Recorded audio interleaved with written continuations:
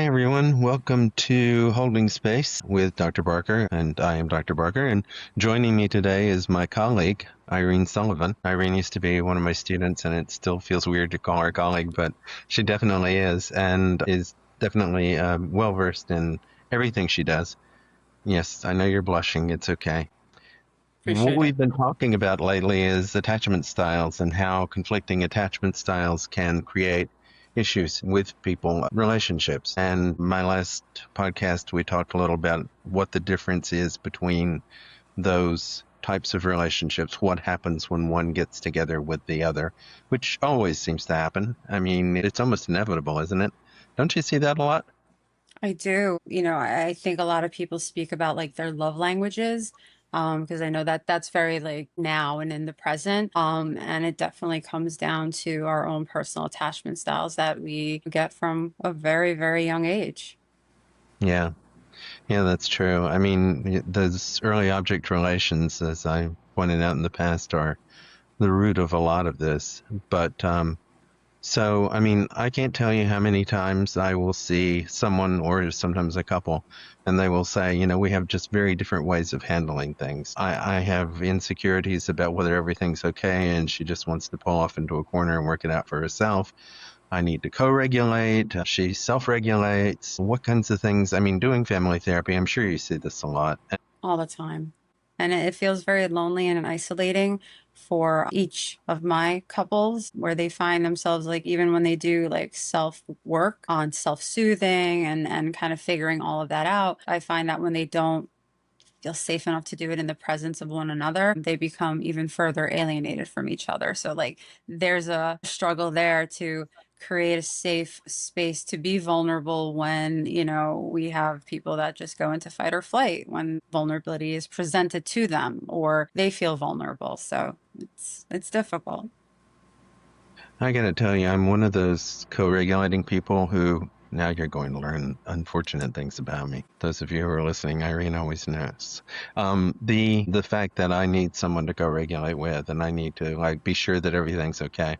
I can't sort of like just assume everything's going to work out okay, and that's my style. And I'm aware of that, and I work on that, and that's something that I talk about with people that I deal with and in relationships. So.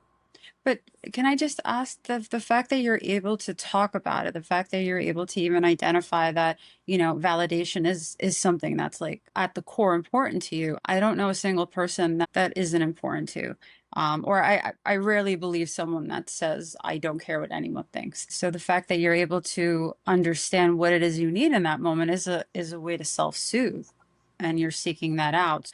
I wouldn't want to just like gloss over that and say that's an issue with an attachment in any way. It's actually a quite positive, profound insight you have. being as I being as I do what I do, I'm well aware of some of the patterns, and I've done my own work, and I think everybody who's in this field needs to have their own therapist, and because I mean we have stuff to process too. But Mhm. for the average person who doesn't know what's going on, and I always tell people communication is the key to everything, and being able to talk about the things that you're feeling, the things that you're seeing, what you need, those are really important things. I don't know. Again, like drawing on your experience, what would you tell someone who comes in and says, I can't with my partner because it seems like she just doesn't want to talk to me and I'm sitting here going, are things okay? Hmm. So I find that question happening quite often, and not just the talking aspect, but like when they use all their senses, like I want a hug. When I feel this way and I express like I feel scared, or I'm telling them like this is what I feel, this is what I need, and they're not doing it, right? My actual initial question is like, for example, with the hug, well, I asked that client, well, what do you think would help make you more huggable to your partner? And then it kind of shifts this idea that it's not a rejection, it's not a lack of trying from their partner. Maybe they're contributing in some way to this dynamic that keeps cycling through. What would make you be able to hear your partner better to believe them? Like, how can they convince you that they love you? Like, how can they be more convincing? So when you say communication is key, I'm right there with you. And we communicate through many of our senses. But I usually hold that, you know, I don't want to say like it's that person that like jumps in and then, is going to take the reins. And I validate and I appreciate them taking the lead. Therefore, I believe to challenge them to take a bigger role in what they can do to help their partner rather than telling their partner what they're not doing, if Hmm. that makes sense. Right, because it does seem to work out that way. It's usually kind of like, well, you're not there for me. You don't do this. And projecting and questioning and blaming are things that really get in the way of good communication. When it's pain, right? We're actually speaking from a place of pain. And I love those catch 22s. You never buy me flowers. And then they go out and buy flowers. Well, you only bought me flowers because I asked you to. And I'm like, yes, that's beautiful. Like, that's exactly how we would like things to work. When you tell someone to be spontaneous, you kind of set them up for complete failure. They're now in a place where they are never able to be spontaneous because you told them to be spontaneous. Hmm. So. Yeah. But I think that's great. I mean, that's a really excellent example. If you tell someone, well, it's been a long time since you bought me flowers, and I'd really like it if you did that, and then the other person does it, then, yeah, that's them trying to meet your needs. That's them responding to it. But unfortunately, again, sometimes it comes across as, well, you only did it because I told you to. Yeah. What's wrong with that? I mean, what's wrong with being very clear in communication and what it is you desire? You say needs, right? So even there, I think I look at it differently. Like needs are, water and shelter and food. Desires are very different. And we each desire different things, different levels of things. And so it is a catch 22. I will tell you what I desire. And then when you give it to me instead of welcoming it and then creating this positive reinforcement of like this dynamic of what it means to me that you heard me, you listened, you took the time out to do this because you knew it would make me happy or fulfilled or felt seen. And instead, right, you're getting this other mixed message of, well, you only did it because I asked you to. Yes, absolutely. Keep asking, keep listening, I like that. That's a keep Somebody should accepting. embroider something that a wall. That is critical. Keep listening, keep talking. So what kinds of other things do you see in terms of attachment styles in relationships? The pursuer and the distancer, which is Okay. something that, I'm wondering if it's more like, the anxious attachment where the one couple feels like because there isn't a text response or a call back right away, they get very anxious. And so they depend on this person that they're waiting for to respond, and that increases their anxiety and it puts them in this, it's like an exhausting dance that they do of like trying to self-soothe and be vulnerable. But the more vulnerable they become, the more they're waiting and getting more hurt. So they pull back, right? So like at first, like they go forward, and then the person that they feel was distant, right, is now coming towards them. They were in a meeting, they were dealing with a fire. There's a lot of things. Life is happening, right? It could have been 5 minutes, but still validating that, oh my goodness, like you are still safe, you are loved, you are cherished. I miss you. Is very different than I'm afraid you'll leave me, right? Those are two different statements. It's like how do we learn how to communicate better? That I miss you is I miss you, but it's also okay to say, I'm afraid you're gonna leave me. I'm afraid you left me. Yeah. I mean, I've seen cases of people who, for instance, if someone says, I want to see you, I want to see more of you, that comes across as criticism instead of, Mm. and the other person perceives it as, oh my God, I'm doing something wrong. Now I'm going to lose the other person. Instead of seeing it as, an bold, honest statement of what they want. So it's that choice of perspective of criticism of when someone says, I wish I saw you more, they hear it through the lens of, well, you don't see me enough. I'm not there enough. I'm failing. I'm failing you, right? I'm failing myself. And it's that self-criticism that kind of takes over. And again, right, it's like I always ask, well, whose voice are you hearing? Like who's actually saying that? I don't always believe it's like our own voice. someone said it within our lifetime. You're not good enough, right? And Yeah. then it becomes our voice. And so, but where did it start? Whose voice is it? Is it mom's? Is it dad's? Is it, your second grade teacher? Is it a tutor? Is it a sibling? I don't know, right? But it is someone. It comes from an outside source. And then it gets just kind of trapped within our own dialogue.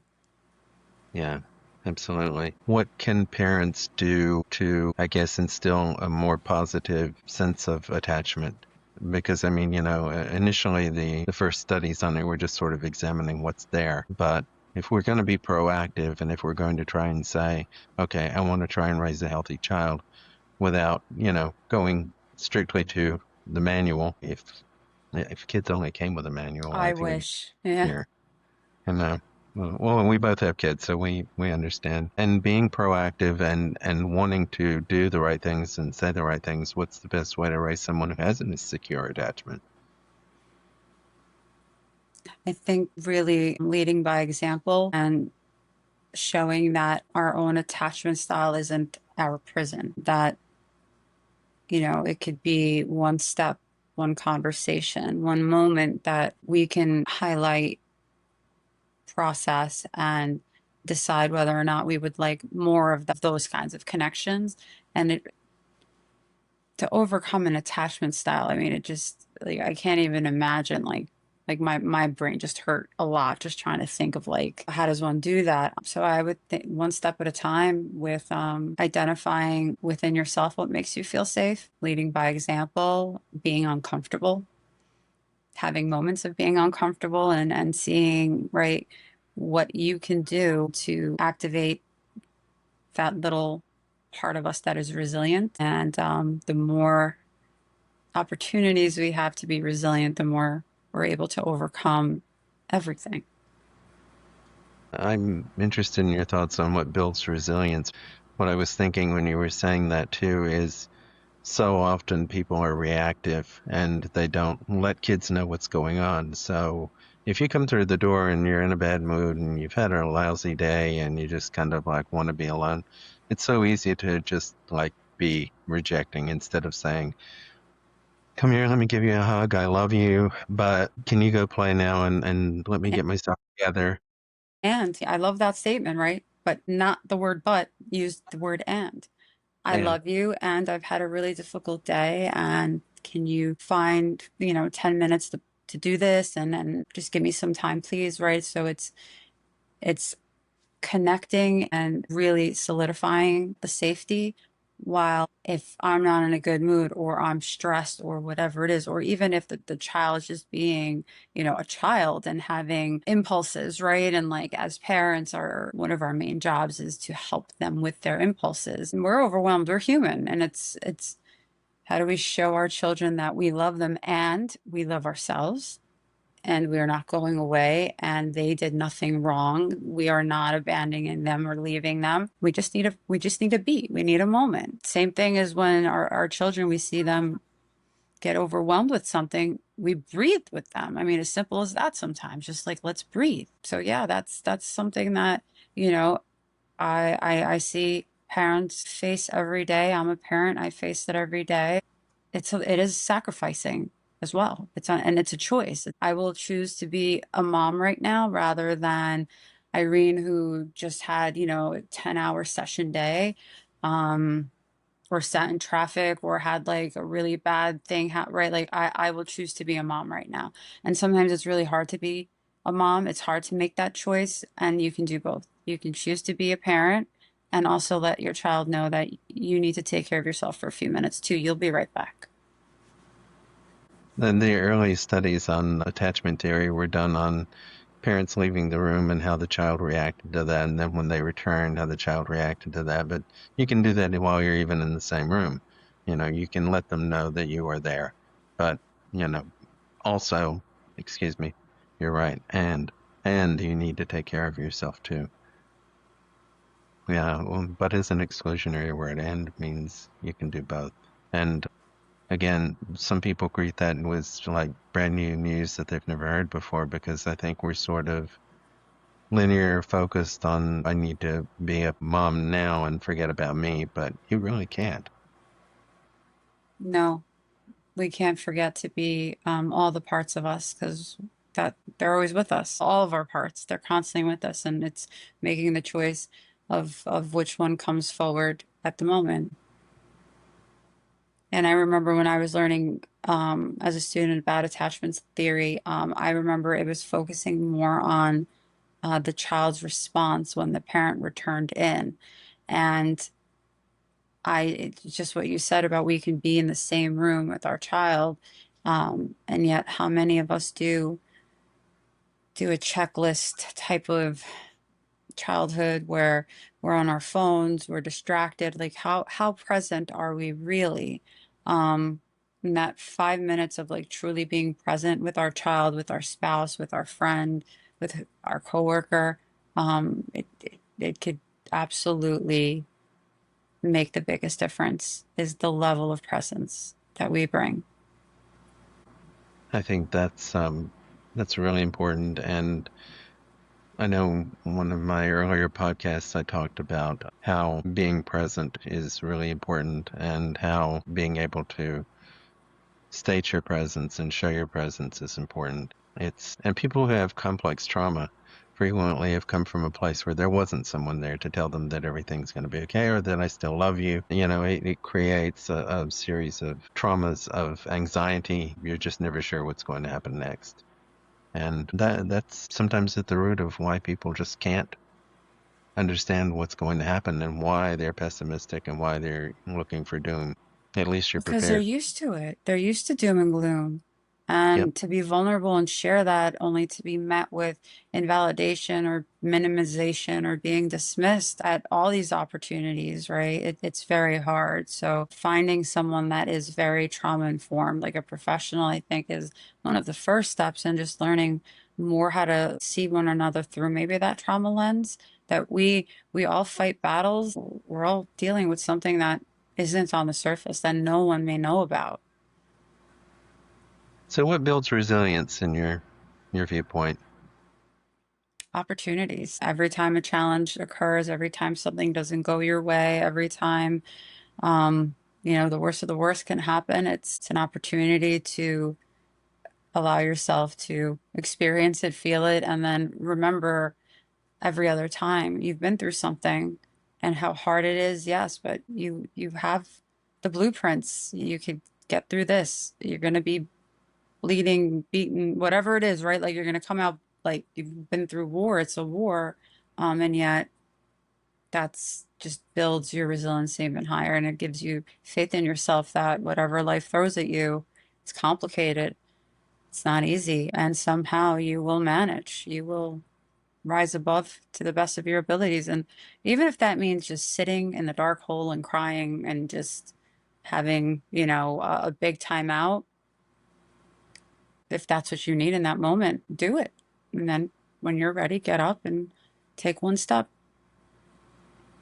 Most of the studies that have been done on resilience have focused on connection to things and being able to find sources outside yourself, really, where you can feel connected and feel okay. Being involved in something, that's important, but also, you're right, there's a lot of stuff that comes from being able to be yourself and being able to accept yourself.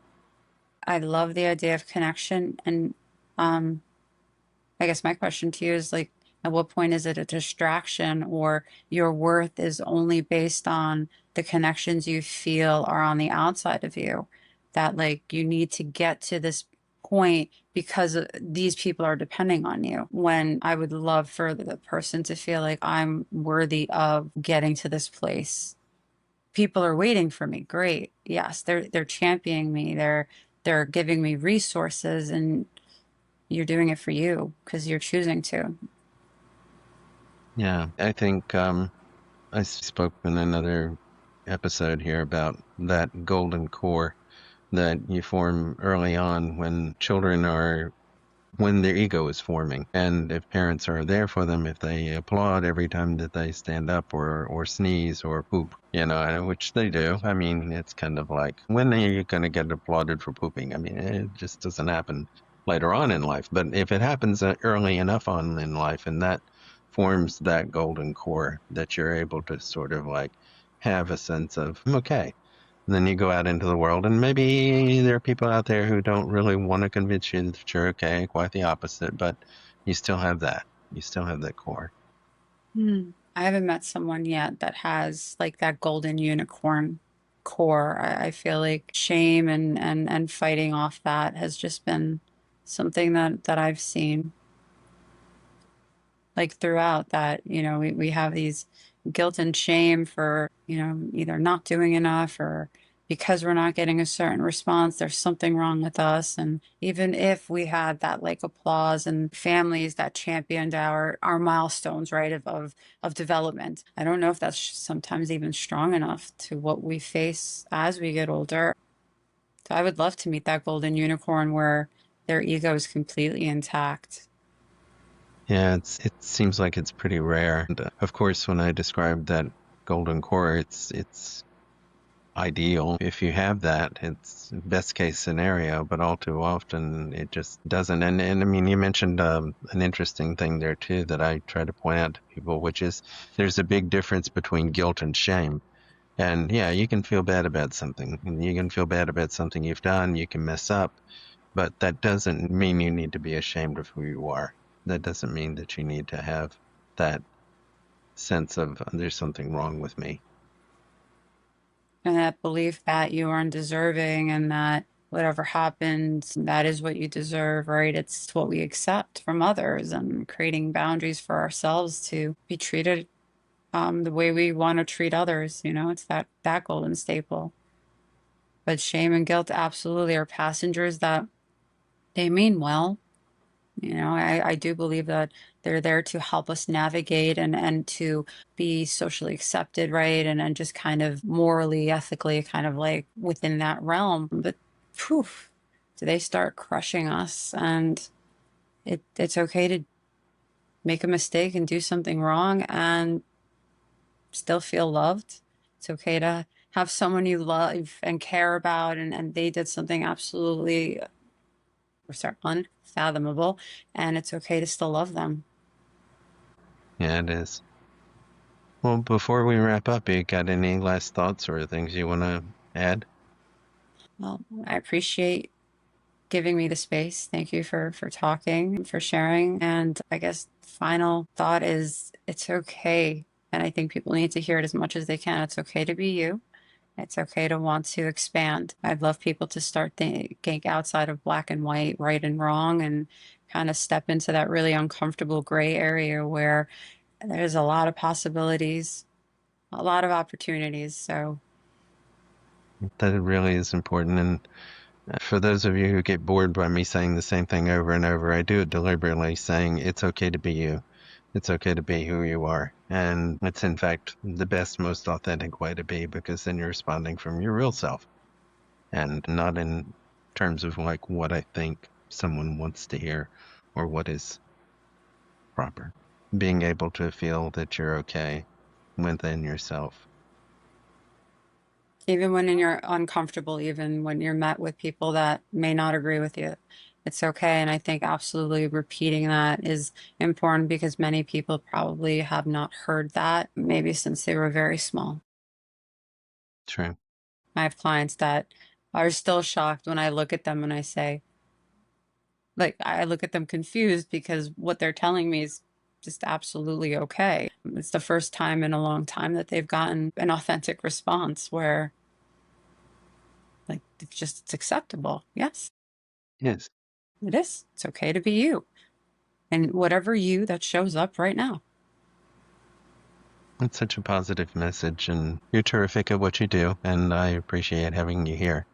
Well, I appreciate you and everything I learned from you and still learn from you. So thank you because it's been a long journey. Yeah. And we've got a ways to go yet. I'm still Yes, we learning. do. Thank you Okay. so much. Thank you. And thank you, everybody, for tuning in, and we'll see you soon. Thank you so much.